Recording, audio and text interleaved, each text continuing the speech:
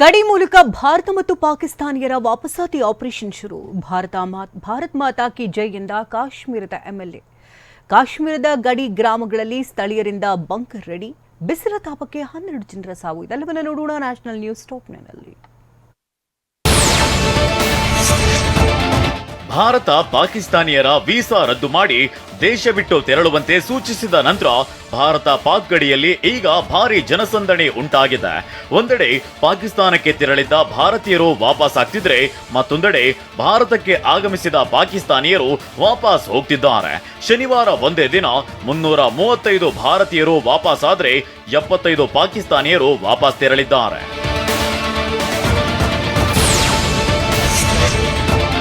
ಪಹಲ್ಗಾಮ್ ಉಗ್ರರ ದಾಳಿಯ ನಂತರ ಪ್ರವಾಸಿಗರು ಈಗ ಕಾಶ್ಮೀರದಿಂದ ವಾಪಸ್ ಹೋಗ್ತಿದ್ದಾರೆ.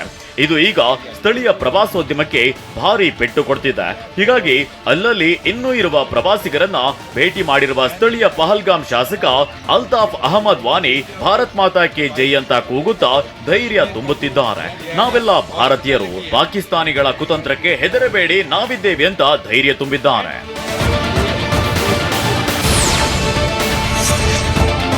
ಪಹಲ್ಗಾಮ್ನಲ್ಲಿ ಪ್ರವಾಸಿಗರ ಮೇಲೆ ಉಗ್ರರ ದಾಳಿಯ ನಂತರ ಭಾರತ ಪಾಕಿಸ್ತಾನ ನಡುವೆ ಯುದ್ಧದ ಕಾರ್ಮೋಡ ಕವಿದಿದೆ.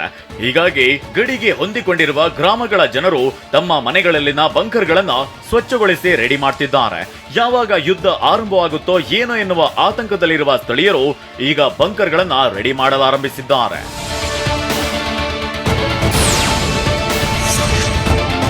ಪಹಲ್ಗಾಮ್ನಲ್ಲಿ ಪ್ರವಾಸಿಗರನ್ನ ಹತ್ಯೆ ಮಾಡಿದ ಉಗ್ರರ ನಡೆಯನ್ನ ಖಂಡಿಸಿ ನೇಪಾಳದಲ್ಲಿ ಪ್ರತಿಭಟನೆ ನಡೆದಿದೆ. ಕಠ್ಮಂಡುವಿನಲ್ಲಿರುವ ಪಾಕಿಸ್ತಾನ ರಾಯಭಾರಿ ಕಚೇರಿ ಎದುರು ಭಾರತೀಯ ಮತ್ತು ನೇಪಾಳಿ ನಾಗರಿಕರು ಘಟನೆ ಖಂಡಿಸಿ ಪ್ರತಿಭಟನೆ ನಡೆಸಿದ್ದಾರೆ.